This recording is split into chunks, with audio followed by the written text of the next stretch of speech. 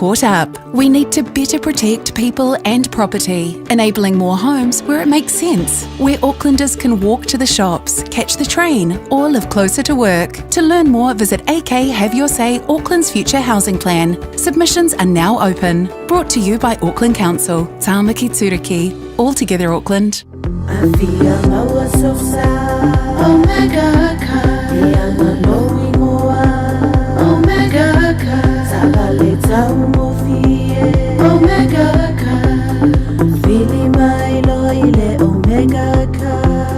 Omega Cars, lua selau Cavendish Drive I Manukau. Pole telefoni o iwa lua fitu 5 tasi lua. Susu mai Manukau ne Omega Cars. Umalole kesi le Omega Cars. Ole Casa Beds and Appliances, ole tali o manaonga, I o loe whaatotonga ilo mauta, ini taulelei, toi anangata, e mawai moenga ngā o si tutono New Zealand, wha a pese tino fōa le potumalo lo, lau ai manofoa, TV, la au pese, usa aisa, masini tā lava, telefoni fe aveai, maisi. A whiu ane loa I le whawhituwha Great North Road o tau, po le tolo fituiwa Great North Road I Henderson, le Casa Beds and Appliances, telefoni o valu selau, lua, 5 o valu selau, lua, 5 A Faiva umala dei tau sanga I tele I malanga I Samoa. Ua saunia nei ala digital se avanoa I teo no manumalo ai I se pepa malanga matoifo I mai I Samoa ma le 5 se lau tala Amerika le tupe te tawhau ai. Na ona whao ngā lavo le ClickX e lafo ai lau 5 se lau tala New Zealand po le 5 se lau tala Australia pe silia tufoi I le mai cash o le tuka inga I Samoa. O le mawale o le avanoa I le sei I le anso mua te sema ma le sei mulimuli le anso 5 Januari. E mawhaifoi o le e angawaa I le sei pe a lafa se top up tolu tala New Zealand, po le tolu se furu tala Australia pe silia te foi, molo a inga I Samoa, e ia inga ole nei whabitoa. Marui e tele aso fia I inga umo Samoa. Ua mawhai o na aura tula polo kalame le leimo o ia so taitasi, ona o le langolango malo si le whale maliu, a se alo le atunuu, o ese tātupu Funeral Directors I Manukau City. O le ese tātupu Funeral Directors o se whale maliu Samoa, o le tali foilea o taimi whengata, ona o le malanga al maliu ma le oti. E mawhaifoi o na latu awina atu ma awina mai tino maliu o e pele, mai so o se atu nuo lalolangi. Mala auno o le ese tātupu Funeral Directors I le lua no lua tolu fitu. Nā lofa Samoa, waule nei o kāsu fialo, awale suia le ngila o le kio. A eva mai I le se furu 5 I wakolu, a mo. Radio Samoa, bebela a. Ole Ades Travel, telefoni o iwa, tolu iwa, lua o, whaselau. Tolu iwa, lua o, whaselau. O te whātalofa ilo tātu watunu I le nei fo ia sa fau, whātawhitio le ngā ruenga o le vāiaso si mai o le whaafonga o tala taulongo mai Samoa. Po leo wa ilalo nei o le mta ngā ruenga o leo, whale pui ma le toi fuata ina le pui ngā o le saunga le mū. Ma le vainga o se tama I te lavou po se tina te lavou. Sa mori mawina le asolulu le nei vai aso le salalau I le api o fōlinga. O se ata video o lo whai lo ai sa wanga na whaia iai. E se tina manisi o tama itai. E le ngato le sai o 5 o le tama itai. Ai o le whao o 5 iai. Ma whaatino fo I se ngai o inga le tina o lo I loa se vainga o na fōlinga le video. O le umia leo le se le uru se I tulou. Na ia o ti aide lau wao lea ta maa ita I se ngai o inga I le tāna whea ngai. Wa whaidoi le mtanga aluenga o leo, whale pui ma le toi fuata ina. La tau te matua te ena ma le talia ia I tu ai ngō whainga ma ngai o inga sori tūla whono. O le iai o le ta maa ita I te levou na whaia iai lea tū langa I le wainga leo. Wa wha ngā solo ai fōi ma suenga ia I la tau, na whaia ia tū langa le manuia. O sori pala ia le au nanga le mtanga aluenga o leo so se I tu ainga o sa wanga, e tula I mai to tonu ainga, e a fiai le ola, saunga le mu ma le soi fua le lei, o so se tangato se ainga e mise lava whanau ma le tu vai o tina, ma tamatai. O le tufanga wha ilonga wha le tausanga le company wa lele Australia le Qantas, wa amana I ai ma le tautua le company wa lele o le tātu o tunu le Samoa Airways. O lea whailonga whaavao malo le Qantas ua tā ua, o le Most Improved Airport Customer Satisfaction Award, po le au nanga o si tia whaasino lea le tau 5 ina, o uta tangata malanga I le malaiwa lele whaleolo, leo lo pulea ma whaangai o ia ngā luenga le ufai ngā luenga le Samoa Airways. Wa whaalia le te whono le komiti whaatono le company waalele le tunu. Le fio ngā tupuola koki tuala i se whi au whaamanuia le company waalele. Whaaftai ma vi ia le atua le nei matatia wa au sia. Ono o lo o tau ngā lulue whaamaoni, ngā lulue whaatasi, ma le tautua mo le manuia o Samoa mo na tangata. E whapena fo i se whingalo le ofisa sili o le Samoa Airways, i le ave o lana whaafitai ma le whaamalo, i le pūlenga o lo ngafa ma ngā ruenga i le malai waalele. E o lava i le li pule o ngā ruenga le Qantas i le malai waalele whaavao malo i whareolo, le sunga ia Francis fe pule ai, mo ia vi ia le tautua le company waalele le tunu, ona o lea matatia ma walunga wausia. O leo o nanga lea le Samoa Airways i whareolo, o lo whaatino mo company waalele o lo a whea Samoa, i malanga whaavao malo mai lo tātou o tino. O le sawa tunu o le Pasifika e au fiai Samoa i tau mwhainga uma, e tali atua i teimi o whaavlawe whaale natura, ai maise o lu i tau i tā penanga, o se tasi leo manu lauti na wha soa i ei sui, o au nanga o tā penanga i teimi o whaavlawe whaafmo se i whaale natura, i se fono na usui e le masina nei o November le tunu o Palau, Masa ave aire ofisa siri lango le pulenga, o le ofisa tu tonu o tāpenanga Samoa i whaavlawe whaafosei, e whai masui o le tātu, tino. O le wharetua le tō whaafesola i whaamanatu Molly Nielsen, e le ngatana a wai le fono o pulenga tau i lea au nanga mai atunu o le Pasifika, a ena whaatasi atu foi o ia, i le fono whaamin star malo o le Pasifika na usuia foi, i le atunu o Palau, sa au tū lava i polo kalame e tali atua i teimi o whaavlawe whaafosei. O tāle whengai le teimi o lea whaatasinga min star ma whaaululunga, o ofisa o ngafa matapenanga i whaavlawe whaale natura, ma le iai o le Pasifika le tau o wha mawinga whaale tonu o le tau. E lima i le iwa i a wha lo valo ia, mo tunuu i saute i se sifo le Pasifika, ai o Samoa le vaia tasi le wha lo valo ia, e ono a fiai. Wa au mai se tūlanga whala o i tele se whina ngalo le teitai, o le pāti wha upu whai o le Samoa u poto poto, le fionga fia me nao mi mata afa, o tali atua i se whina ngalo le tama i ta i min style tupe, le fionga muripola ana rosa ale morio o i se li poti, ale vaenga wha asara lau o le talamua. O lo wha ilo ai le min style tupe i lea li poti, o tu ina atu le lua se lau 5 miliona ta lana wha o ngā, i ngā luenga i le teimi o le malo tausi, mo le sueina le ofisa tausi tusi sili, alo tātou malo, e su e pēna wha pewhea na wha o ngā. Whali e fia me naomi mata a wha o tupe na wha o ngā le malo tausi na ua te ena le pāle mene le nā taimi, le tala wha tau au tua le tupe, na au mai lalo ai e inga wha le tū la fono o le 25%, ma o lo i ei fo i wha i unga le kāpeneta o lo wha mawina ai, au wala umana wha tino le wha o ngā ina, o le 2.5 miliona. O le tasi i tua wha i loa le teitai o le vanga wha upu whai o le Samoa o poto poto, o leo wa iei li poti le mtanga luenga o tupe, o lo o wha i loa ai wha maunga o le wha o ngā ina o ia se leni, ai o le toe sue ina le ofisa o le sue tu sisili o le aalu vale ai tupe, i le whaia o lea ngā luenga. O le 5 miliona na wha alu e le whainga malo na whiriwhiria le atunuu, ina ua mai ale palo ta tele se tu langa wha na tinati, po le emergency budget, wa tu ina atu fo i le ofisa sue tu si le malo, mo le sue ina. Manuia na yaso, soifua.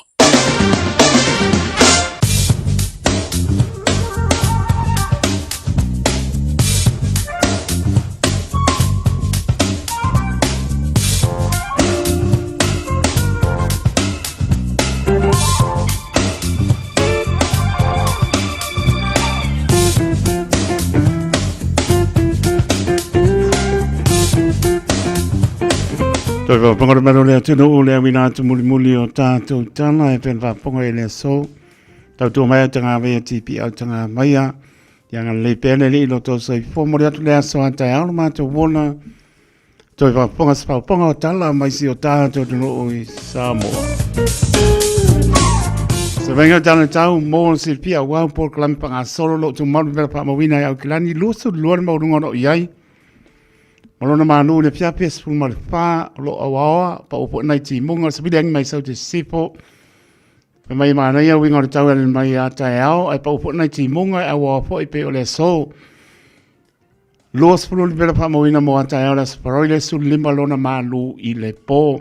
Winga po nari tau e mai le asto nai.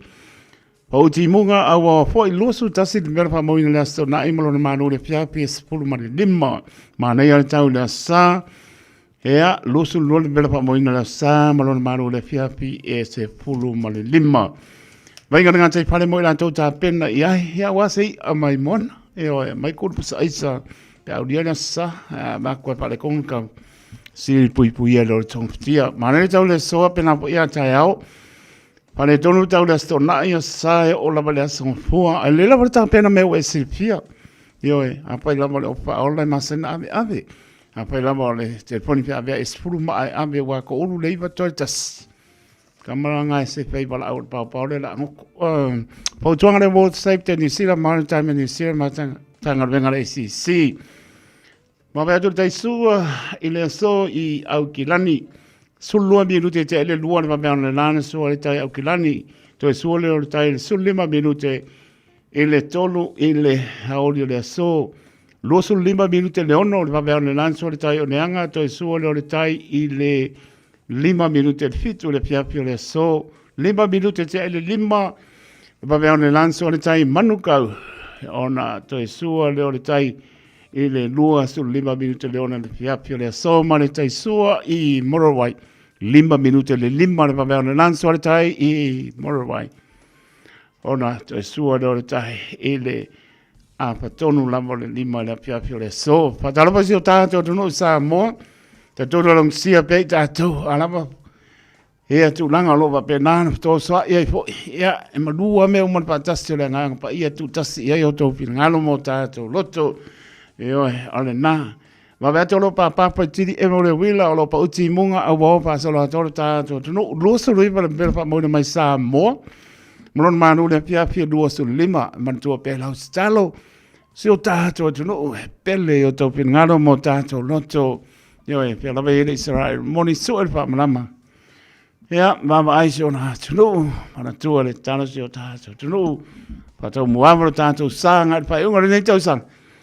Ea, tu maunga tātou wha tua e le lei ane li, i asa uma o asa uma e le lei ane li. Pa uti munga e no pa antoa lama e uma i le aobadi. Ea, e mai consolation drive ngai lunga le lau papa, ua ma na ia sulu la, e uma i le taulanga i le city. Ea, Victoria Park ngai lunga le Harbour Bridge, ona me kua mawha le traffic. So I'm going to go to roto rua mataupo ta naki mano tu mantango fira solo la alo awa ni sibainga o na fo no tu oi o sibainga na pe plenty kin country ki spon mo spell la mo Wellington ia alo pa pe na fo o na mana ia alo pa uti munga le mapa sibainga na warapa pamsta NOV maybe mai sin ta ranga ni sibainga no tu ai sei pa ia lama kalai stete mara crusader mo na no tu oi Io e o qualcosa un po' secchi por crusader. O sta venga na tala tau mar tala taimang si tato no Samoa. Ma jo ni si venga no tu oi ya wala ma por clame pa solo tato po lau tu de fai unga o le ne foi vai aso. Su to na minuto wote ele tu la fitu ile tau tu a radio Samoa. Su lima e va todo a mo smelo va por tato por clame le langa upu te pena ina si uso ya si fa. O sola in Samoa.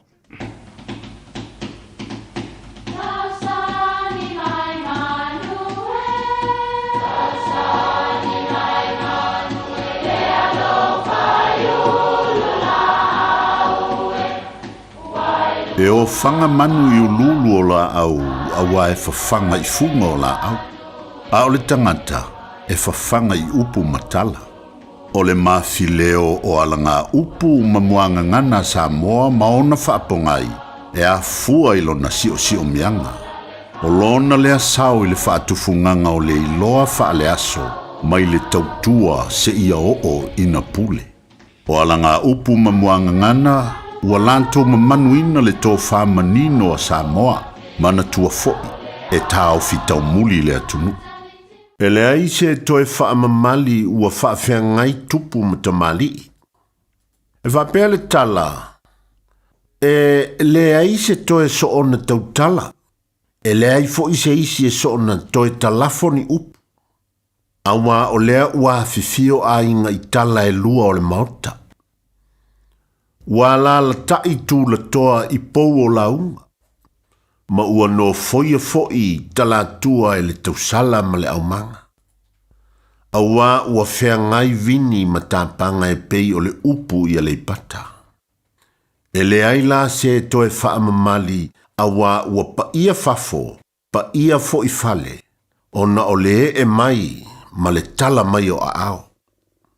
Ia manuia lau faa sausaunga.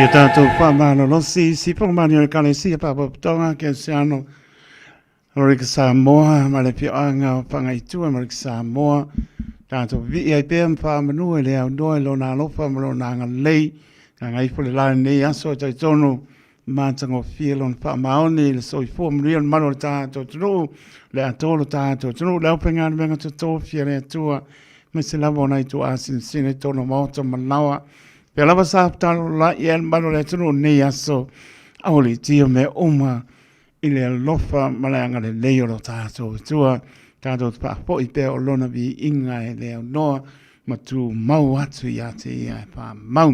Los pulu miru tau te ele tu nai fitu, tau tua pa ua o le Radio Samoa su lima i batoru a mo, la tō wa ngai atu i fi amunga venga a mata le fiafia, a mata le apar fitu a ngau pasi kuwai. Ia awar pa polne, na lama le maleifu o mai ua kuwai nga e ko pāni ngai aso, bisi fi amunga venga. Ia ole nā whai maalie, e o uma i ai, a ratu ta umar pa maoni, a lako ilo pule ia. Au ke ka milo. Ora ka milo e mau ar ko mau. Ai makwa ka sa ai. Ya, Maria boss. O ala mai o pasquai. Ya, le o ko nguma ya, lo ma ai pa ka ngu lo la. Mai ka le pa nang. On ka kaman leo mo fa ma. Ya lo felo ngor ben. Ya. La wal pa. La wal pa le pa nang. E fa mo ko fo mai pole ke ole sulu por gas ya le wan lo como ka penga o malang ka penga ma singim ko ngo penga ka ngo lo ma sing ai anu lo sole o ko ka ngul ka male ko ale ko aki e o fo so le fo ko ka ngul ka ma ole e pa pelang e ko fo mai pole sulu le nga anu pa pe ko fo mai se me o sole ai fo mai o ka angulu le lo kamale a renga mo ko afia parang ilong pa maongi lang ko sa o ko inga le la o sa e pa ka ngulu a vai ko ki malingi lo i makar parang mar pa maongi ai lo le vola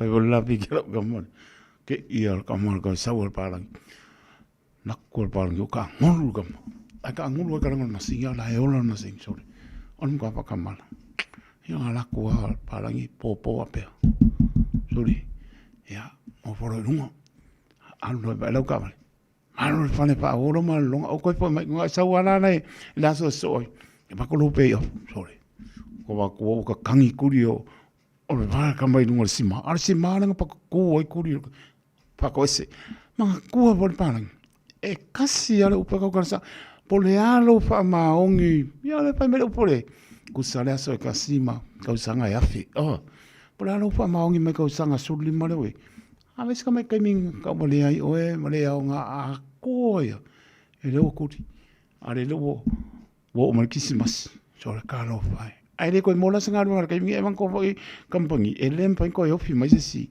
ai po le la ko pe o ko ya le ngal fi va se la ngal ko pe pa va so la ko ngal ko e ko ka dia la e ke pa kan nasi au le kausang po ai le la pa o mai se reference so le ma ngai i le merenga nga due a pa pera mai ia le lo for pa langina le mai e ka ua sa kurio fa o e male le va mau e no nga so o Jerusalem mo sai di songa nga le mo lo su tolu bram bidu o te ai le tu lai fitu ia fa o ta to Polgame tau tu are Radio Samoa su lima e va toru a mola to lunga le ala o fa nga ina telefoni pa mole ta ole lo le mole pa sia moli le saunga le mo nga imana mala mai fa ilo lunga le wala le si lunga tu la pono eser manga ya aka samali ai kama ya yasum ole mo ma nga ya ke pile mo fo le ya se me la nga se ai fo le ku mo le ku vai ke alu fia nga ne o ska le va pe fa tonu e tai tu le tu le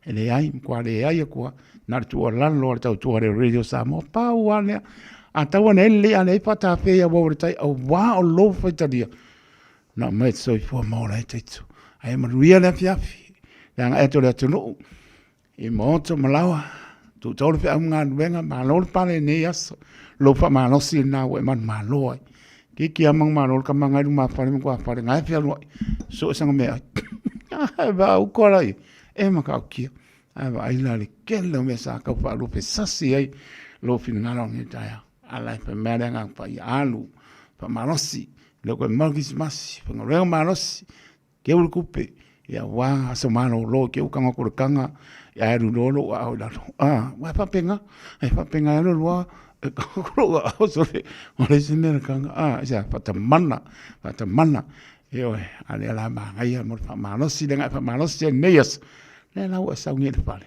e te la ngona e ma ko e la ngona le fia lo finga wa man malo i mele ia wa fa pena e fa vai nei a kere ko mo la chona kere ko mo mala kere ko sa ili mai ko a maka le a le foi fai mai o le chona e o ina lo mana e ser mangai ya malo la tong fa malo lo singa vengo nia so fai me fia la ia fai le fia pe masani ai o mai se vai le fia vai le fa tonu e tonu ma ser ma nia ai so i fu ai na yo ta so tu ya tu talinga mai ba ne va pon malo le tonu ponga ya le la mai tang yo kalinga ya la mai kianga ia ya le lo fa le na le tu ya ta tu malo singa venga o tu lata vai va o le neto sang ya malo e monga i foi vanu ya la ngona ka fa vai stai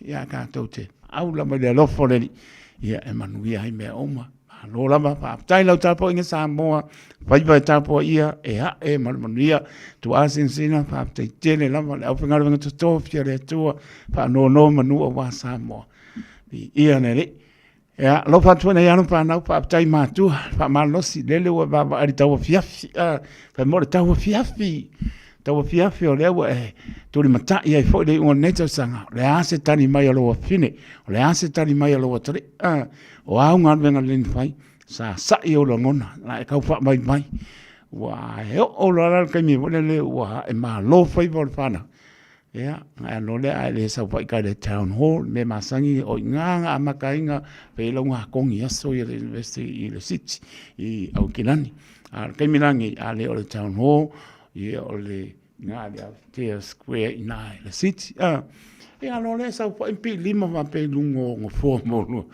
le solo langa o rifo ma allo fo le pulo mi voi se wa finge se wa tali ke ifo lo pe pai pa ki o lo mata o le fia pa tai le tu wa pa tai le tu o ngalo ilo sauti le po ngalo lo la inga le ale wa tali mai le pa mdanga sio pa na manol pa manos i mato o mala mo neto sanga le o baba ai atu o mai po si ui ya pa malo pa tai pa malosi o pa malosi na mo me sili la po stu langa mai ai foi pe la mo fa yat tala noa. Awala mane i kuri moe kako. Yo, tau sanga tau ne kuri moe tātou. Wa let's come kiki e saua. O whainga tātou tonu wa onga. Tu lou lama. Fa pe wa sopo utot po se tāna teitu. Ya langona lama so atu mo tātou. Uma lama o fa pe naona tawati. Na ena yalan whanau ya onga. Leo toi whaingo fie. Wo o ia meo whala. Au masa aina o mo meo ia o whangu wa penga. Ia wo fai ma au penga. Pe lama matala noa ma sunga maru sa tini ia tu manu maam tu la pon. Au te mata moe. Nā kai me ka ungu mai loa tali i loa pene. Hea ma lea onga. Ia, taka kango. Wa ole o ka miki anu ka semata. Ngonga e ko ha ma lea onga lau sipanga o le poku. La waro mga sa saa le ako sa unga le lua apila sa wa. Ia vambe lau piki kamanga. Ia ngongo mai a ka ora kwa e kwa lunga. Mana wa ko se o vai au api o ki kampai vai pa pe ka e so ku ronga penga ya e manuia lama ya lon pa nau pa tai la to ma puta mai longa le penga tu langi ya pa talbati ya sina le om son to atina lo patu pa to ya selina se osi mal no palo istamaki ya ma lo lama ma mai ya pa to mai tai pa ya pa i to pa ya lo pa to mo to se tati na ya peoina ya moto umalama ya le fiafi la pepe pilione ma lova tai pe tu ya salmasina ma no poalo yo tara pe po ya ta teo i loa ma ainga alo pai lova te atu ya mai la to umalama ma puta mai lunga le ampia folinga lunga le YouTube channel lova te atu pa ma lova tai lova se uso ya sabelio le tele ma ana uso o ama yo ko le fiafi ya lova te atu se lepa Christmasi, ya, ma no lava lo ma puta me Alaska a woi stofi mātou, a se lulu o tau, manulu o tau, kau mawhangwhanga mātou. Ia lo mātou, a se lepa, ke se masi mara ainga. Ia ura mei, au ura mei, kako maputa, kako hoa, ia.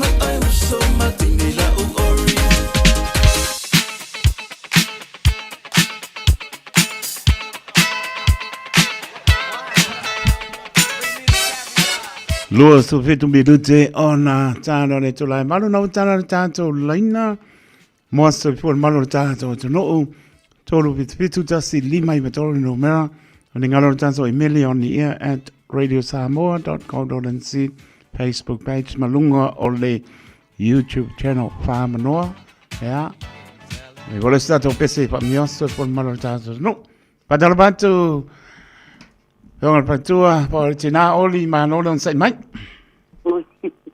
Pagtagtega palo la stunga dawa. Taila mona manua. Ya, sa no ya oli. Ya, oli pailo vila kaya po ya so bai o ngile spanga o yo sama tua jale le ngo. Wa to le solo la lima pitu. Sa sang. ia whamalia le atu e a tiare whapea po i siau whanau man tōrua. E mai sero uso ito ia oelei Australia manona po tōrua o Ivan ma Vanessa man whanau. Whapea po i tōt le ngai sila. Le tōrua man whanau whapea tō pāpina tō slinga tai er man whanau man kuentiure. Whapea po i aro tō whina lai titi o mākoe. Whamalia le whanau ia oe tamatua. Ua upale atua ia moa nisi tau sanga lo soifua ia ola matau le atua. Ma e alu sirotu. Ai whaapatai tele lawa i lo whai matau wa ai lo tina. Ia tele atu lo tina oli. Ia apea poena i o Garden o Anita ma Juliana ma Richard i tuakau. E po i o Garden Australia. Ia ipo ma tile ma Paulo ma Paulo lona whanau nei Glen Eden. Ia e mai se po ina i o ango ansi. Ia e rofa le atua pa manuia e le was whanau. Manuia unga ruenga. Le asu le aso. O te le atu lo mam. E mai se lawana i o Catherine ma o niece, nephew. E ko kele la o pangau. Kei to le pa malau ma kungo.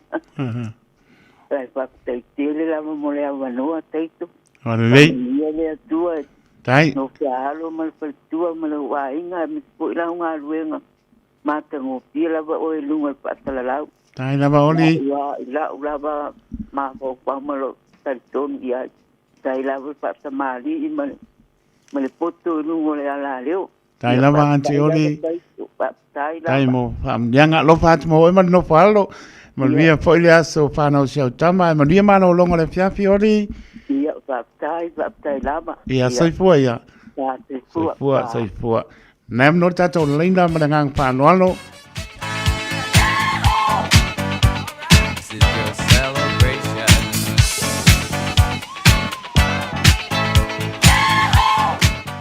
Mai aloha ia tātou soifua te pēr poe lea por kamis tātou pese menangang whanolo o le hasa soifua lea mai lunga o le apio pōringa. Mai le sunga tu mai tai whai aonga ia pa i tau pa u. Birthday wishes for my sister Amelia Saimasi tau whilu. Whapatai i le atua i le ola mare malosi o whaopopo mo oe. Wai au lia mai ai lo waso whanau i le so. Alofa atu mam pauina, Saimasi, ia matou malama mo oe. We love you and enjoy your evening. Happy birthday, sis. God bless. Lau sa au ni atu ale tamai whai a onga lau tau tusi, ia pēk au ngu umari whare. Nia roa soifua amlia alofa atu, sis.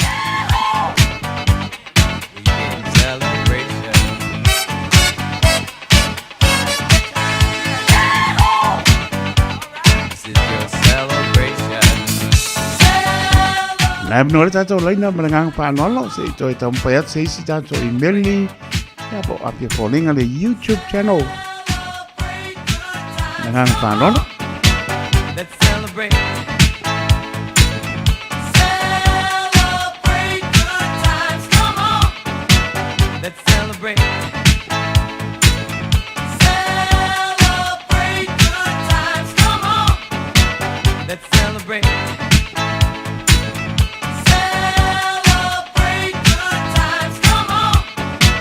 Let's celebrate. We can celebrate.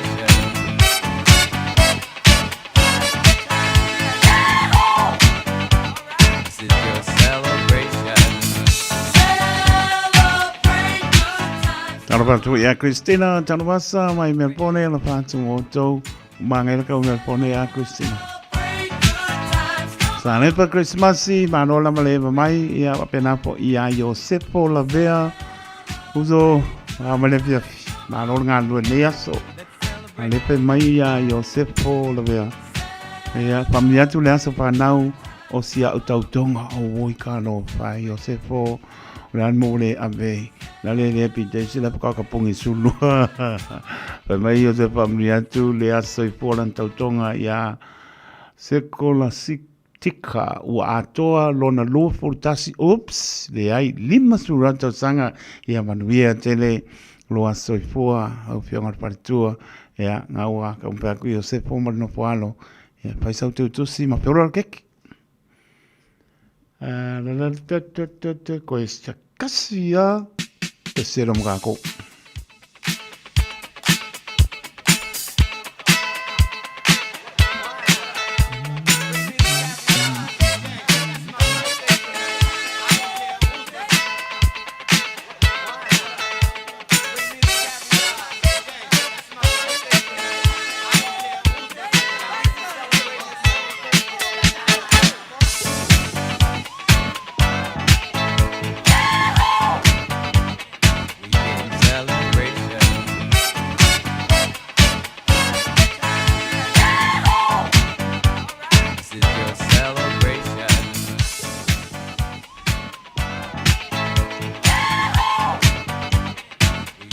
Tono le unga leo tanto famnianga tai fo ile ma mai vel patsa ba le ona fai ma fonga pa leo polenga le radio Samoa famnio aso i for maro tanto tono o tama tina o somo to pa pensa la mai pa na weti o to uma la man famnia to aso i for le so yang lele li to e pa popo nisi tau sanga stele so i for mo lai tanto mana tua pea ia a mea pe tanto e whaia lona whingalo.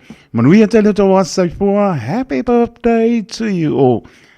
Si bongabali o sa pa te ngai i o e wa e malo se unga pa manulu le aisika ko mea lopo le apiafi.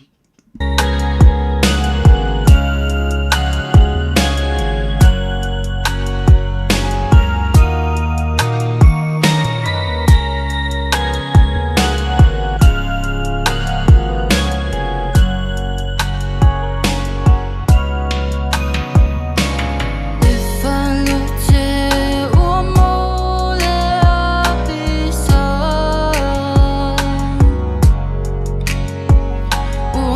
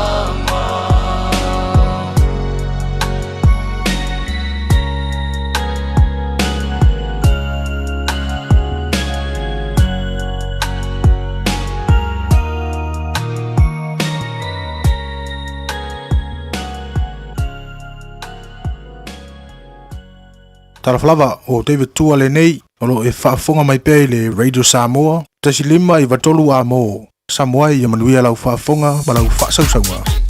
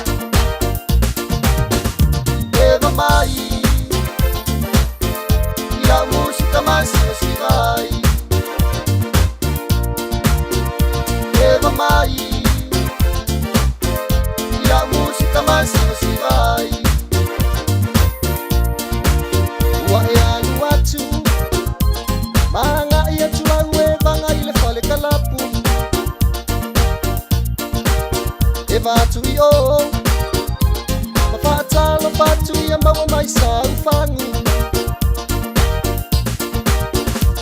Eva mai Ia musika mai si vai Eva mai Ia musika mai si vai Ia e mau tinoa O li mai le ea a o vai I le foloa Ai au anei Tusi o li mama fika fua le si Samoa Eva mai Ia musika mai si vai Eva mai Ia musika mai si vai Se awa leita Palongo talinga Ia musika Malapata inga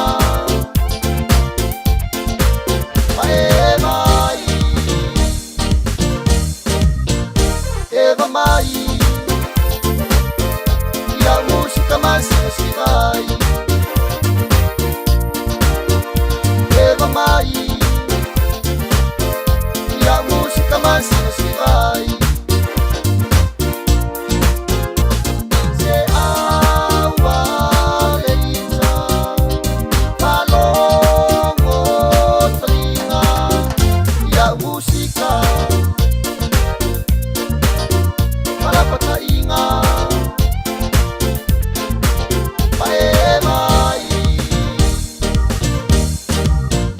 Eva mai Ia musika mai si vai Eva mai Ia musika mai si vai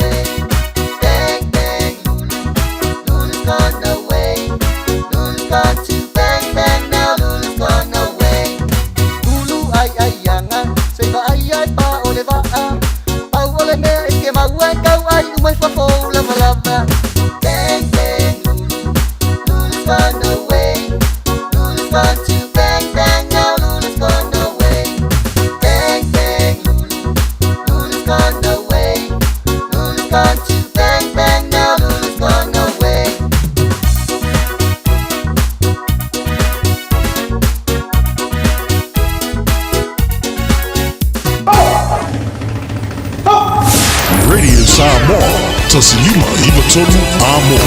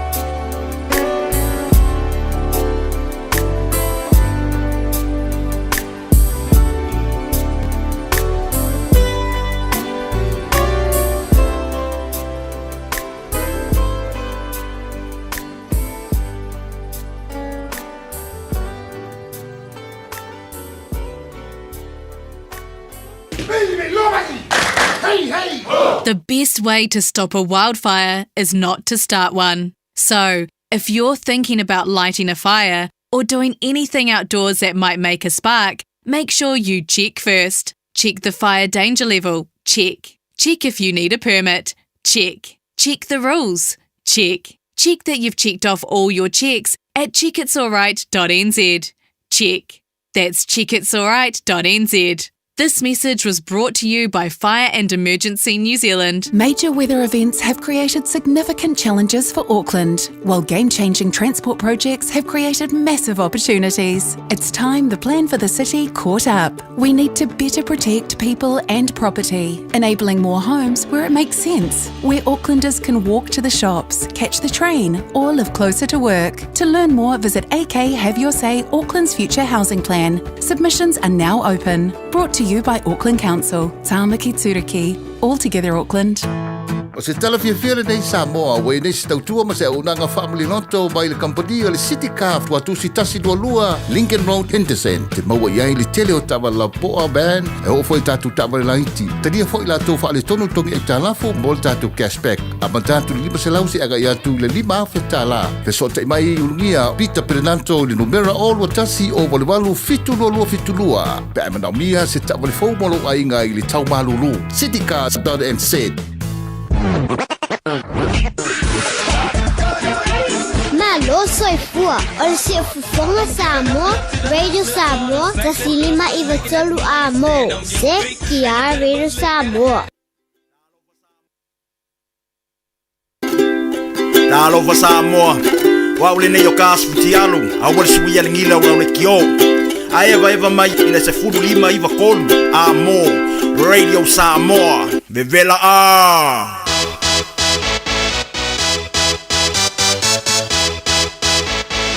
Taimi tule mai leo whaawiru te watene tula e manu tautua ne Radio Samoa so lima iwa tolu a mo nato manu le ilau tā po inga Samoa ne po ipo o le astofi sutolo novemba lua olo lima whaatai le atua tātou maputa pe i longo pe amungaru ea i le tautua whaawa le Radio Samoa so lima iwa tolu a mo toi patalofa antua le pe i mo lungo le tātou atunu au kinani manu tūtua oio atunu e mamau ya talofa lava pe lava maputa mai ai ya malo lava tai lo to talia ina ole tautua le Radio Samoa su lima iwa tolu a mo tai lo to anga le lei e mese o famlianga e mese o lo to talia ina lava fa tau va le pingan venga i mota malawa tono lo sa per pingan venga ma lo fa tai famlia le tua mese o tanto Pasisilanga leo tau nu mai leo pisa malenganga whaaloalo.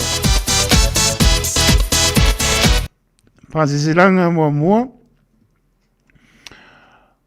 Wo mainga au kilani. Ea whaamaupa nei.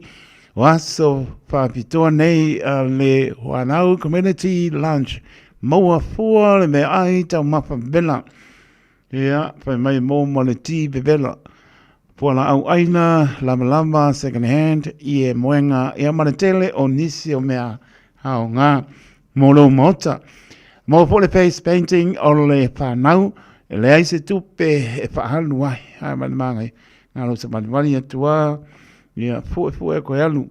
Ea o le aso lua sultono, loko me mau lua sultono novemba, e le apa sulu e le auli, anga ile apo le lua ile oli no fuanga Eastdale Reserve Amandale Kapaka te tono Riversdale Road e Mawalea ya malanga fa lolo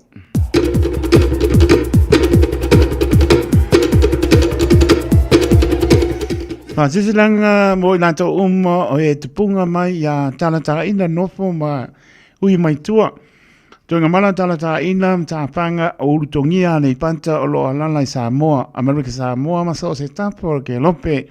O la verta tauta noanga lona lua i le Church Unlimited Cafe, toluanga i lima, Te Aratu Road, West Auckland, Lusuriva Novemba lua olua lima, le asto na i sulu i le aoli, mātou te mala awatu, ma le ava, ma le pālo ano tene. Ia ma le malu i o tautu langa wha lupe ina, pio mai, tala mai au. Ia, sau mana whamalosi o role au I mai o le ane whaatalia ai. Fuafuanga le tātou ai ngā poto mos whaapsili, whaamole whaapso ta imale mātou no mera I New Zealand. Oro fitu, whanua o tasi 5 lua ono. Oro fitu, whanua o tasi 5 lua ono. Ia po mātou I Australia. O wha tolu lua vanu, iwa, lua iwa fitu. O wha tolu lua vanu, iwa, lua iwa fitu Australia. Sainia tarata ina, Valusia tarata ina, leala I Salanoa, Willem Palmer, Tuengamala, ba lotu tarata ina, hea mai papo, ono sai, Palmer marenga whanone.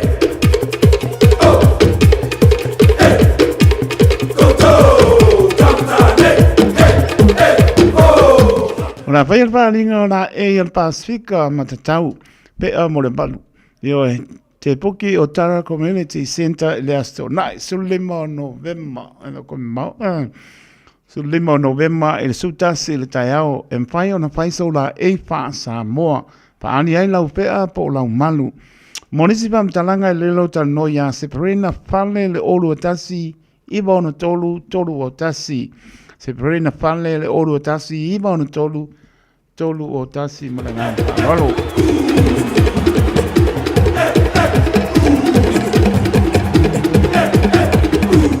Ona ngana sa lo minga o le tusi o le so nga patsai male lo minga o le bao pili. Mawai pa le penga o Samoa sipo tutuila manoa o nisi o talatu o Samoa o ala ngā upu o le mtawha i oi al matai I le whainga o whaala lame pe o whai po I ponga maliu. Leo si o singa o ainga, psilpa inga o paolo si wha loalo. Whalangingo e kane sia ma le tele o le ngana wha loalo e pitsu ta lare tau wa iai wha mo mole tanto tusi wha penga. Nā lo fisa lava le Radio Samoa e mawai tolu ono pa tolu Hope o Avenue I Manukau City mawai. Monisipa mtalanga tan noi lau whaka fia o mātou fisa I le oiba. Lua no lua ta silima I vatoro no mera oiba. Lua no lua ta silima I vatoro no mera. Pe taka iane le shop radiosamoa.co.nz. Iam paisau o kai o tuai lo mauta. Amanan manga I. A koingo aku pala au mai mana ngā tonu.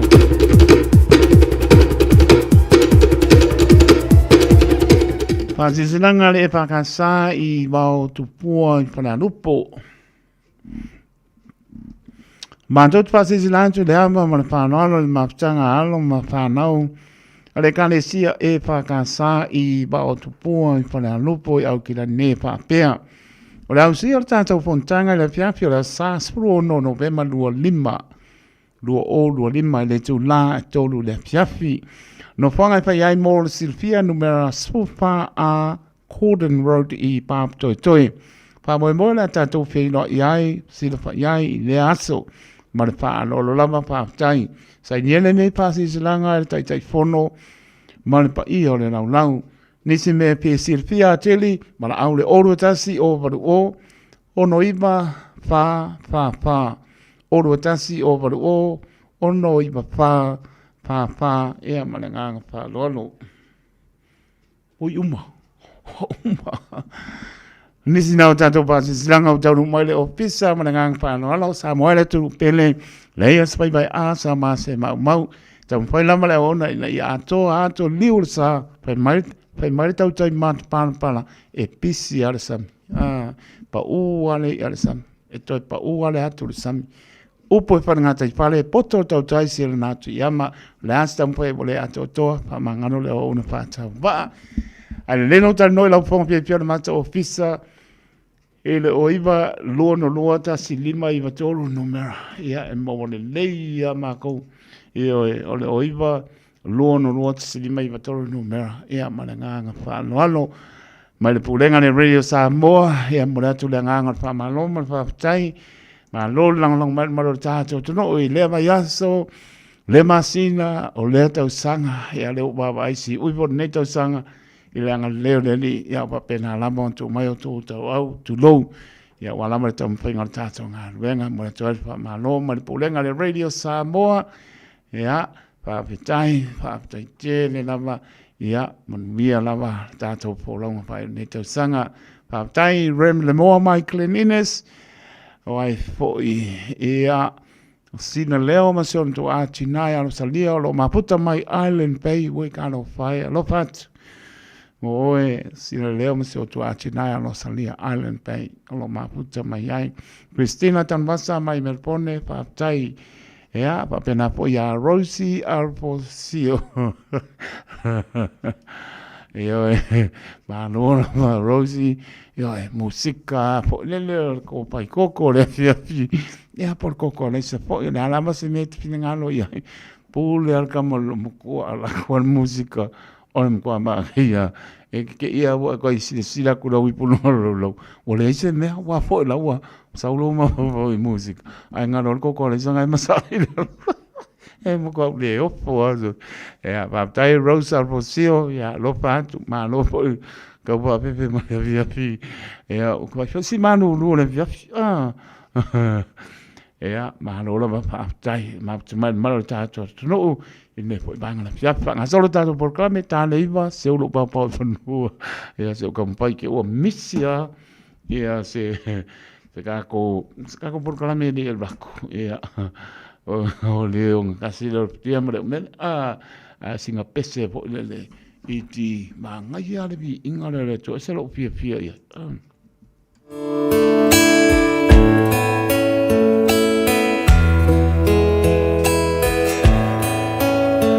Ora te lo fanga na yo tanto tu a sina o tau fiafi so fu a lo fa te le atu moto a color so fu tu lo fa mano longa le dia to e me se la to a to ma no se o fa no a torta to tu no la fa no so fa no e se la mo tanto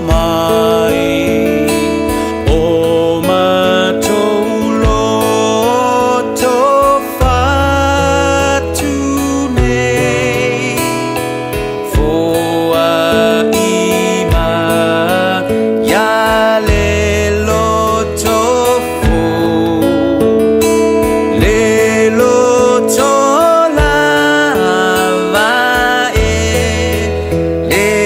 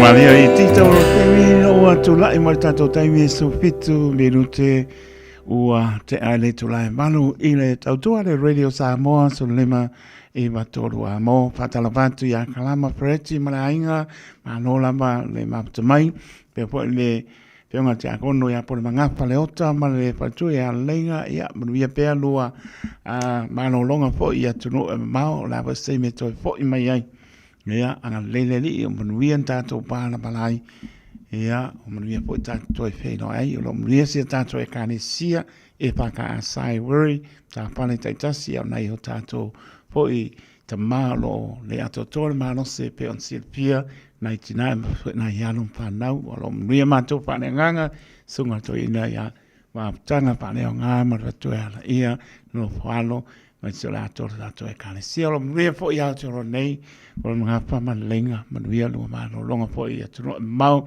to po i mai fe lo i le manuia pese le vapto mo i la to o po le atuno na po i taimi o la tu ai whainga malanga i nei le po atai ao atuno mau i malanga tu ia me se fo si o tato atuno pele i Samoa io e pe me ai si fai la unga o tunga mau le lia lunga o le mate tia e moni lama ia tātou te oa ma le loto atu i rea nii o ia lama o le tau tai malanga i sosiala i leulu whafo ma leulu whane. Mai ni lana pai salamo i leo le i leulu whafo ma leulu whane. O manuia tātou te balabala ai o manuia po i tātou e whelo i ai. Pea lama o whatu tu ia whai ngā malanga ia mese o mano longa i atu no e mau. Ia e mese po i si o tātou atu no o i Samoa.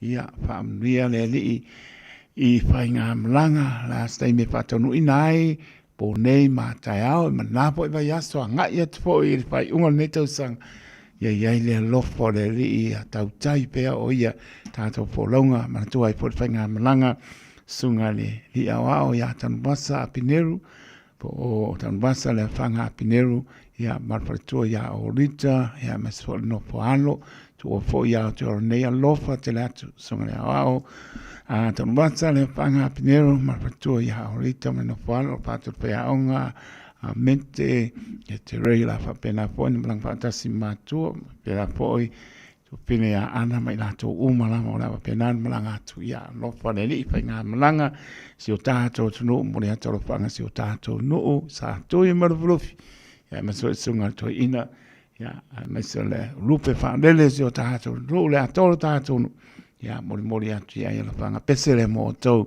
Yesu tau tai loba saunia le Rainbow City Church.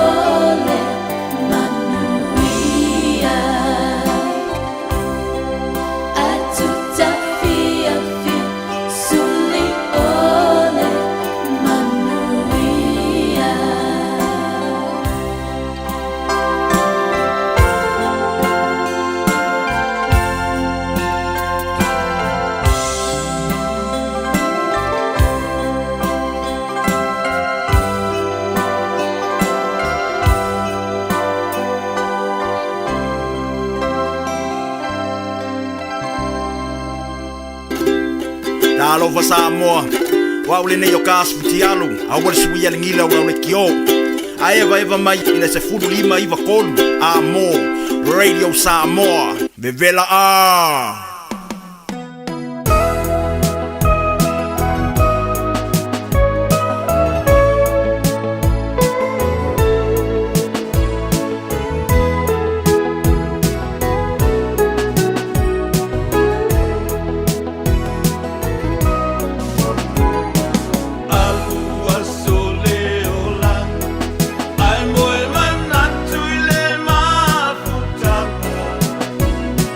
Money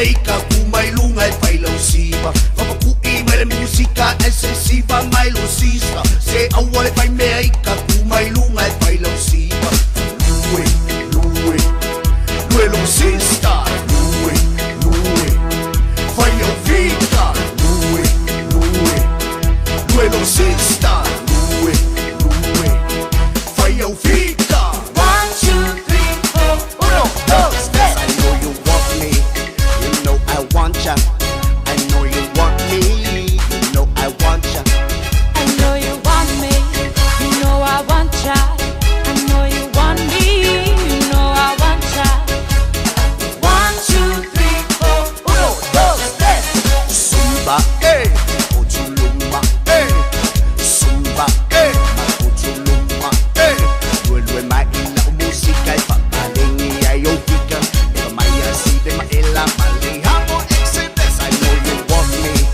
you know I want ya I know you want me, you know I want ya I know you want me, you know I want ya I know you want me, you know I want ya 1, 2, 3, 4, 1, 2, 3 Papaling may sumusole Lapile se pa mole mole Awa e kuma e folo fa Awa ngai uma ole pole Sika ua Lue lue mai pa mai sau pika Ya ela le oi ua ole lenga Eba ya tu e misi ma painga Chipo ma pen lua pa yau fainga 1, 2, 3, 4, 1, 2, 3 I know you want me You know I want ya I know you want me You know I want ya I know you want me, you know I want ya I know you want me, you know I want ya 1, 2, 3, 4, 1, 2, 3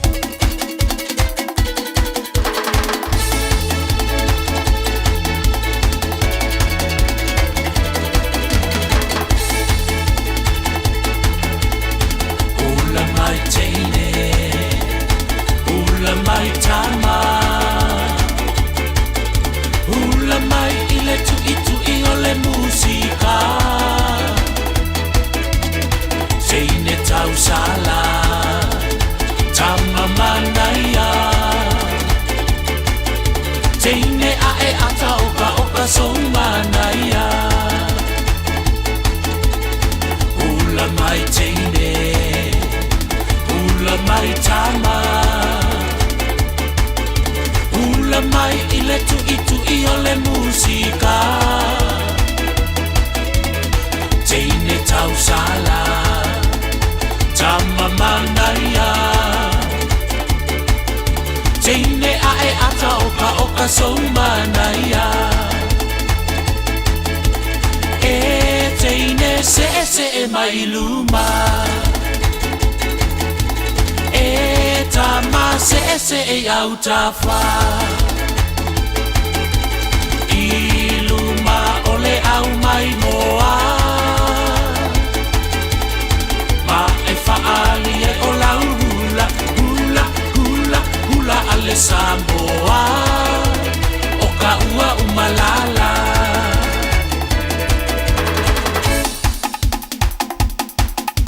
Sosoma I ton matonu, sosoma I ton matonu, sosoma I ton matonu we O ka ua umalala Sosoma I ton matonu, sosoma I ton matonu, sosoma I ton matonu we O ka ua umalala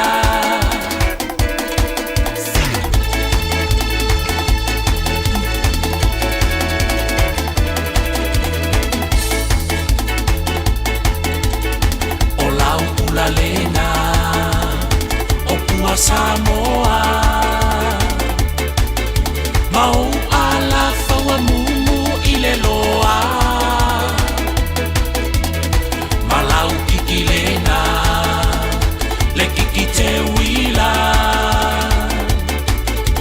Ua manongi mai le moso o yolo pale lena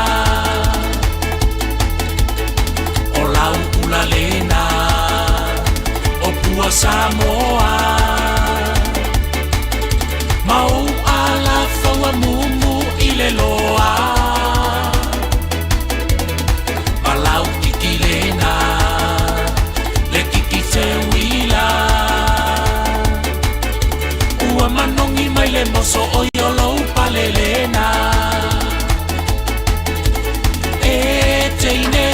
se e mai i luma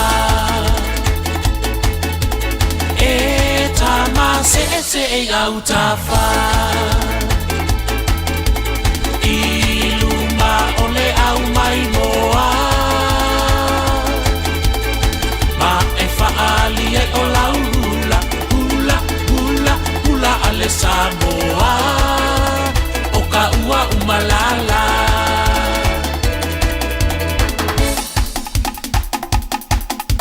soso mai ton matonu soso mai ton matonu soso mai ton matonu we o ka ua umalala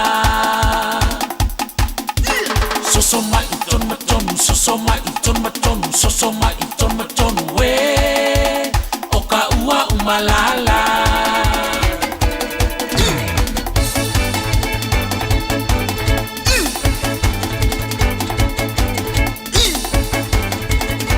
Maria le United Band io e oka wa umala la tamito lai mai lua spulu benu te ona tāna le to laiva tāna iva te olong posta tu le ona te tonu ia lom nia lava le maru ta to tro ia ta pena po ia malo lo le nei po la to lungo le ala pe lava fa manatu pe ia ta to na wa lamba le to fa mau fa to tanga no to ia nga ia lungo ala iam tu la pono e tātou te matai tū pēr, tātou sta ia pēr, alau tu la pono. Ona mā nei a leo sa tau pōlaunga, mō pori whiwhia si au ainga, ia te whaua whaata mana, ia mau po ia, se leni o lo tau mpaiat po i, nei o tātou ainga, le po ubaba ia tu si ui o nei tau sang, ia o pōr klame wha ngā solo, e mese o lau pākeki o lei, a wala tau sili le mele o ia le mānosi.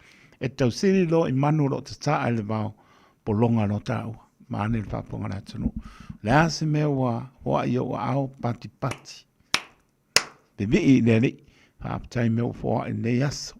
Awe ke pole le aso antai au e pa pole le aso mo ia lama. Baba ai wha lei ia tūlanga e. Whanga solo ia por klame wa ngai atu i le pai o neto sanga e le lawa le wha mo me taunu mo awane i wha mo me taunu muli te wa pa inga o le songa alu mtulanga ba pena ia anu al skepu e o al skepu muli e pa pe o tamu pai wha misi skepu o lua ia longa winga ke le o le skepu muli ia tu langa ba pena ia na ina lawa le wha utu tanga lei le manofa le li fua mo tātou ma fau tonu le ai pa nga solo por kalame ya mama ia tonu loto I fale tonu lo moto mo lo pa nga solo ai por kalame tu langa e le fengo fie e le nga ia tu fai un morta sanga mai se o aso fie e o le atoni so ainga ia pa nga le o atu le ele io atu le pa un aso manolo ia pa pena po io no tau mate po ono fa ta mana o tato Nio e whapena lama soi fuanga. Ta tāno tātou e lofa mai le manuia mtulanga e lofa mai le li. Ia mai manuia e song whae tātou. Whata mana o tātou. Ai whamnia le li tātou pōlonga whae o netau sanga. Tātou te leiloni me tutupu mai. Mai aso tō netau sanga. Ia tu mau lama o tātou wha tua I le atua. O ia lama o lo mua au mure au le tātou pōlonga e manuia ai tāwhi mana. Tātou pōlaunga pa ai ui vai aso le nei tau sang. Ia tai pēa lo tātou tua. Lona lama nganga pa ia tau tōro ina e tātou pōlaunga e manui ai. Whamnia le li. Nei o tātou tua asen sena whamnia le li. Nisi o whiangai ma ptianga o ngase o le tino. Silfia le li mea uma. E te bala au atu le ale lua upo te tau mwhai atu ai. Whapo fonga le li I lau tano. Au lofa tua e te mano loa. A lofa te latu se mauta ngase I mauta malawa. Nei atu luu mātunu e mau. Ia e wha mano longa nei. Ia, ai, mes fo inisi o whiangai mwha noanga o nisi pele I maftanga mo tsian malanga maliu. Mai se lea nganga nei. Ia, mana tua po isi o tātou malo Samoa. Ia, tātou voa I nei. Maua ele file mo tātou malama tu pesile o langona tu ai langona Whapena lava e teime o sola manatu. Ona tō pesili a leo langona, ona le wha tua moni ma pesili leri. O ia lava e tonu ma le lei ai mea uma. Pea lava sa iri e tangata e aora si panga leri. E whai mai o mana tunga lilo o le pina ngalo ma le loto tangata. Pea o se ata e tau tau i malaire si panga atia leri. Tātou o mana tua pea si o tātou tunu o pele o tō pina ngalo. Au pengara venga tutofi. Mai se o ainga o fio anga marapanga tō soifua e ai maola e teitu. E mana tua le tātou talo fi lua e tarsanga. E mana tua se o tātou tunu. Mana tua le pāle mea malona au waa. Tātou woa i le li e whamasino sili le nā. O apo tu langa o whamasinonga o pito soai. E a whapena lama. E wai tātou tatano i le li. Pai o sa ili le ami o tonu. Ia tātou te hoi le atua. Whatau nuina mea Mai le atua tani e fia mai.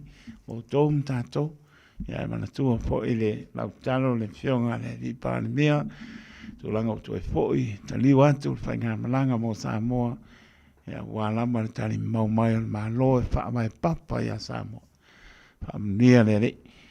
Spuloro minute o na tāne o le tō la eiva, tāne eiva tau lunga sa tau tua, le nau o tālatu tātou leina nei minute toi pe atu sai, ia la po se met fi sau noa, ia wangalo se aso i fua, ia la po se alofa anga mo le po, ia mātango fi po le nā, ia bala au mai tolu fitu ta si lima i vatoro e numera ia e te bala au mai ai ia avi alofa anga ia la po se menga misi nge ia so ia nga ua ka e lo fatu sori.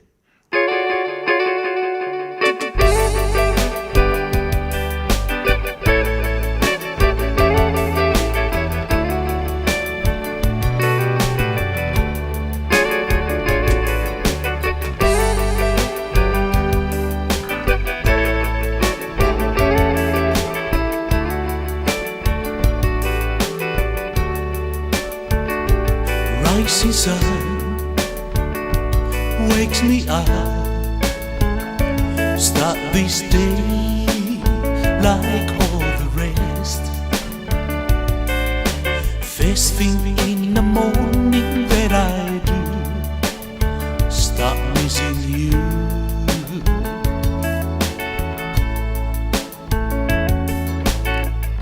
Some broken hearts never made.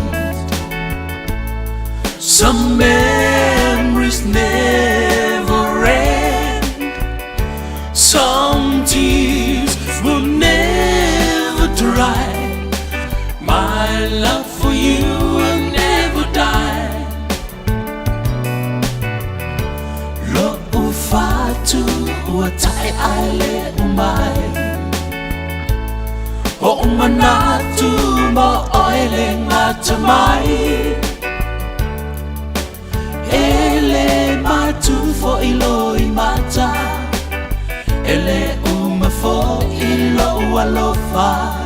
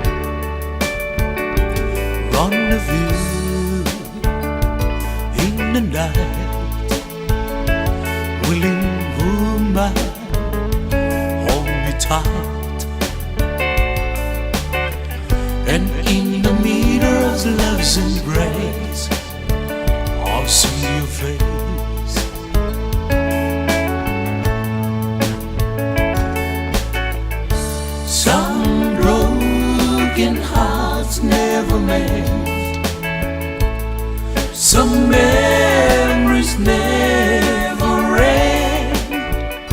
Some tears will never dry. My love for you will never die. Lo ufatu uatai ai le umai. manatu mo oile ngata mai ele matu fo ilo I mata ele uma fo ilo walofa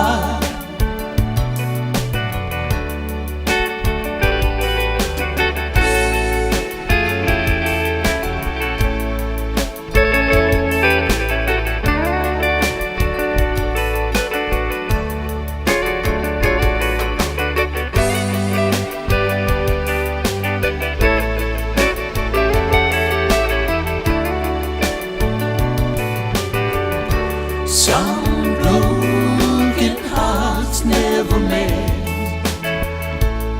Some memories never end. Some tears would never dry. My love for you will never die. Lo ufatu uatai aile umai. O umanatu mo oile ngata mai ele matu fo ilo I mata ele uma fo ilo walofa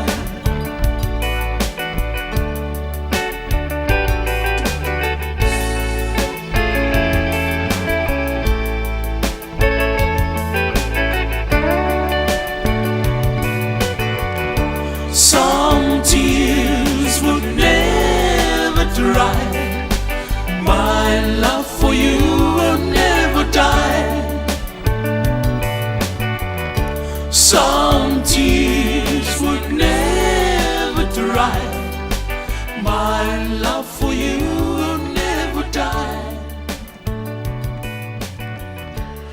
Nam tara tato lena mo lo fa anga mo po tato mano no ai mananga fa no pa tara pa tu tau mano lon sai mai Akala pa ko la panga kai ko pula sunga de dia wa pula panga ko ka langi malo se fu langi ba langi ba kapi da panga pula sunga la wa kai ko tai o mai o ma pa tu ya tai mani manguia le lo fa le ko bange la sunga kai ko la sunga la wa tai lava molta no ta pa kai ko bro abongo lo fa anga pa bugianga lo fa anga sunga pa penganga asa apkala leva o se par ku lo fa mbang falo ya kai bade tevi bade pinge mai teon baya ba folau a pero fa anga le fa penganga ai ka ala pa mat fa ku a mantra mbang falo sunga fa penganga a Filippo maleku baleng falo Filippo ka so ke le ka sianga sereka a per ki ya liba sef silipa le fa balolo liba sef silipa a pesi bako fa penganga ba ele bakiva ba fa ku a crash ba ko falo a pe kasi de 5 million ba fa penganga kasi 5 fa penganga si pa madika a penganga pingiaso ba fa ku a pe de pacho fa du ba rani cha ma falo fa ba ka ro nga fa ma fa ku a len ba falo kai ba di kap banga ba peka a peka wa sa basim kai ba di de va do fa kai ba di ba ka a prekinga a karo ma be fa bungala riba bar fanga to mat to baratai paudo bar fa ku ma laka bar fa ku a wingi a prekai ba di fu pau bar fa ku a pepe no lo gori so ka bahana makinga ba ku ya ba anga a presim bongo karsa ma so lo sil ai ongo isa peka bakanga lo population kai ba di pika ba sia ngiu mat fanga malai kai ba di sabuelu bar fanga apre kai bari ba Fushima Island malfanga apre kinga ba ko apre fangi manguia ra ba o kinga ba ko vervang apre kai bari singabe ba ko akede mare pe masurika Australia le au madili la fanga le au madili la fa ko kam kai bari le au pepe yoange ba ko asal basinga no fa apre la fanga foku le pule mar ko boanga mar faro Kapele ya kawo sabea marifarikua lo faku kabadi e karifa komiki bale aingari kape seka malafobaki kape pira bafei kape salonga batu ua marifanga lo fanga ga bakwa kabadi be kausepo oge hanga Pakai kene la pakai ko lo faku kai ko farkua man ko faro barai ngari.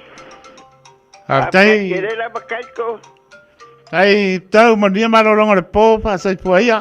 Vasa puia pakai pa muanga kai ko sai puia. Sai pua. Moram no sa mai talo pa. Na lo sai fu kai ko. Pa tai ma rol pa le mai le fiafi. Wa mai o te ma. Ia, ra ko lo sunga le dia o le manguia pa kai. Tai e mo ta no lo fanga. Pa kai ke ro o pe ai longa mo sa pa ba o le umio le so ku pe nga sa akupa. Ya, sa no ia. Ya. Mo le ko lo fanga le sunga pa pe nga ya. Pa si o si ko lo ia, ma se ho fa le ko ro fa mana ku sa mo. Ia la familia ko ka mo manango ia fa nga manang. Ia ma wase filo inga male karisia samo. Ia fo ia rivi inga idea ko. Alo fa ko fo I se fa nga o tara. Ia fiu male finge ia mako ma fa nga. Ia ma se fo I kinga ia la fo ia ma fa nga I o tara lava.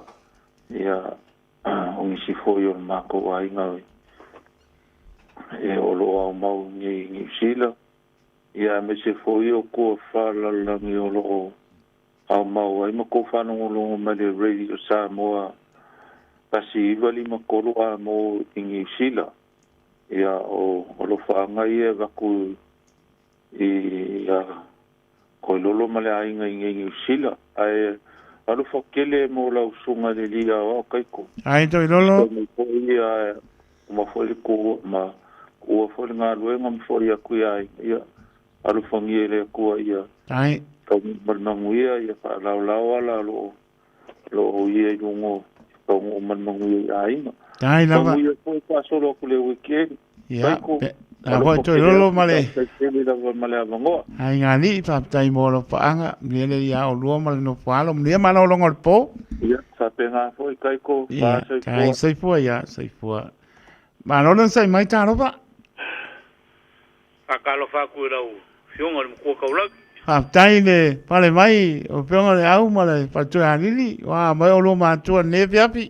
Ia lo yang foi o afia ma yo kingo ya fa kaya le lo fa malanga le le kuolo mo pe malos ma nie na ba fa tai ya sa no ia le au ya fa kaya la kai ko ai wa ngalo ya ka wa o michel kai me fa mo yang o sa pa nga ya pa sa ne kai mo ko le fa nga o si wa mo fa lo la ba kai ko ma ta ngo fie sa no mai ole sola sul ko lu a ko ile fast food kas ka sanga si o fingo de pepe ho ngi ai e fa kai le lo fa malanga le ko ma le lan mai a fo yo mori la u fonga al fa kai mal fa ma lo ko mai lan ko singa pui ma le le finge ke do ngi ko sanga sa so i fo ma la mai le e vi ia le i lo nga lo fa ma lo nga le fa pe de vai e al fa mu yanga nga le so fa nga u so wa finge e ngoya e meringe emeringe le awese ia olo fanga va ku nga ma ko ali ma le au mai se onga uso ia ma pusua ko lua mal fanga ia fa pe fo ia ko pola ko lua mal fanga ia mal ma kai le o siela ma se ko lua nio paili mal fanga ia mai se ma ko au ai nga ko ia olo fanga va ku ko le finge ia ke manga ku o mai fo I ma lo faanga ai fa lo fa ku ia I pukau lenga me nga faanga o mo mai ma lo I pukau fa kai ale ka long lo fa ku sho ku fingi ki a kongolo a konginga kai la nui ia manguia o a konginga mal faanga o ngai po ai si eng fa manguia ilo sunga ide awa ki a kongo ma lo o yo le awa ya na o fio kai ko ai na ba au o for kai me ke manga vai le o kare iba ya pa tai o le o ki mo mai le fia ya pa mano longa ne ya o lu ma pa tu ya ni ma no palo mo vi po mano longa po ya o lu ma tu la o ma ni lo pa tele atu Afkai kele la wakai ko fa pe nga fo o lu ma le fangau. Tai. Oi, oia. Ia soifua ia, soifua. Malolo sai mai talofa. Alofa le sungane li ia o taito. Alofa, peonga tia kono a tolina, o me mano falo. Ia o le ala vai, manu ia whaaftai na se tasi fo il whanau ia to ati a mai whale mai wale vanai ai. Alofa. O le ala na li wala o toi fo i wale vai tau tele o toi se. Ioe, e pa malolonga ne li. Tai lava taito. Tai. E whaaftai fo i mole awa noa. Ia, sanoa ia tolina. Mole atolo whaanga mo si utamatu ina malua ma si se au e kale si a pele. E whakasasa mo i New Zealand Henderson. Ai nga o malawa se i o nai alum whanau. E mai se o ai nga o mo whalongolongo mai nei tula. Mai se si o nu tele o amai le a le bata o fusi ano ama. E mai se fo ele nu o tina si utamai lo tuanu. Mole atolo whaanga mo o tau uma. Elo patu fo ia le au malili mas whanau. E whamanu ia atula. Le as whanau e pe fo i on whalongolongo ati ai. Valo fatele atu mo o rua whaftai mo alo whaanga i le aso ma le aso. Ia e mai sisi au whanau fo i whianga i ma whiau mga luenga le nei po. Ia alo whatu ia ma le ngoi ma Rita. Ia Rita, ia alo kongi e le atua. Wa i malo si ati oe mai whaitete o wala vai. Lo fia sau tua tele i malo si le lei. Ia e mai sisi au whanau fo i atani elu. Ia, si au tama o sola. E mai se nai o ainga o mo whalongolongo mai nei tula. Ia taito, o mole atu alo whaanga mo lau stunga. E mai se whatua ia filo i olo mai no whaalo. E mai se fo i steno sto e masi o na ainga o wale maua atu tu malo fo le tina au maua tala muli muli. Ia e mai se fo i le whai poi ponga le pele wau. Whaftai le atua na wau. Pastila fia ele atua i le tangata te tau molo na finangalo e tala ilo finangalo. Tai lava tolina. Ia le atua i mea o malava taito. Moni lava. Ngalo lue ai. Tau tua le finangalo le atua. Ia na e awala mai manu ia o tangata. Paftai tele mole ava nua e manu ia lau ngalo e ngal nei po alu lo le fale. Ele o umano wala watua le alina o le au umalono wala ufa mai alu le fale ale. Ai tele lava peonga tia kono a tolina. Manguia ke lau tofio ngā duele kanesia. Papa po isi o tato mato ina ia whamalua Peteru. Ia me se po i o lea na maua tangi tau mua ina po i le kanesia o nor tu o malo tano pai stina ia toi. Whama se pele a ngā ngoreni. A ina whano noa. Ia le soifuanga lama lea e mawai ane soifuanga o tato tā pena i mea uma. Ia wale ola e whamau, whamai sere a ngā o le lisi o toe ka le sia, wala upa ia le lisi o tātina ia toe le ngālo po i maputanga. Ai alofa te le atu mo, e manu whaano a tonina. Tai lava taito, ia, pāsoifua. Pāsoifua ia mo le po, soifua a tonina. Mālola on sai mai tā alofa. Mālo soifua. O ia, ia, lo whaanga na o le... Tautua ne Radio Samoa, whialawa maputa mai ai, i au kinani. Manu tūtua oi, mai se o tua asinsina, leo pengaro venga toto, fia le tua, le atoro tātou tunu o nama se o pito titi, o tunu o e mamau, lo wa pena po in tātou bāla malai, lo wha taito o lava na yalom whanau, Samoa na lua, le atu Pasifika, po o atunu o bebesi, elfi le mua le li, lo wha te le atu pāptai lo tō manatu mai, lo fata wa ya mesa maptanga le nepo o le pesele na wala au mai ia rem le moe abe ia lo fa anga mamalo le tinu e mai se o ia male ainga o le pesele na wa pesele lift his holy name my le hallelujah worship him.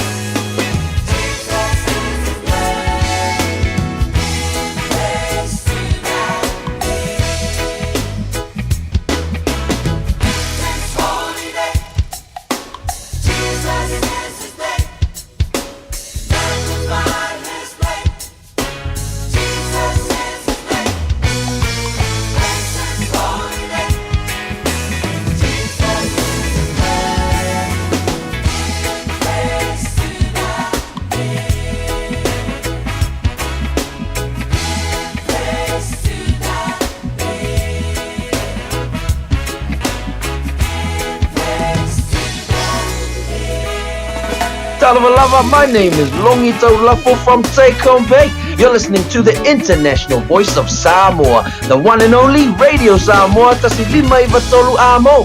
Hey, do me a favor, please. If you wanna smile, don't change that dial.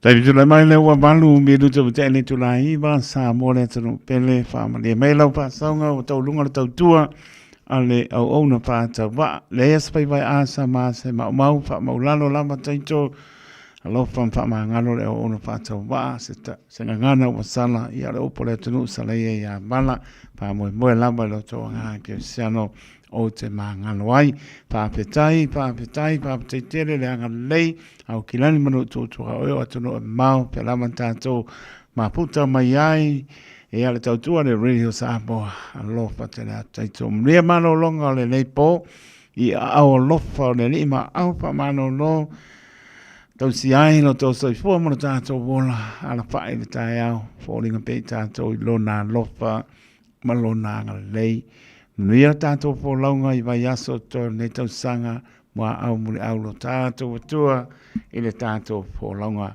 Taito taloto le au au na soifua ma ia manuia.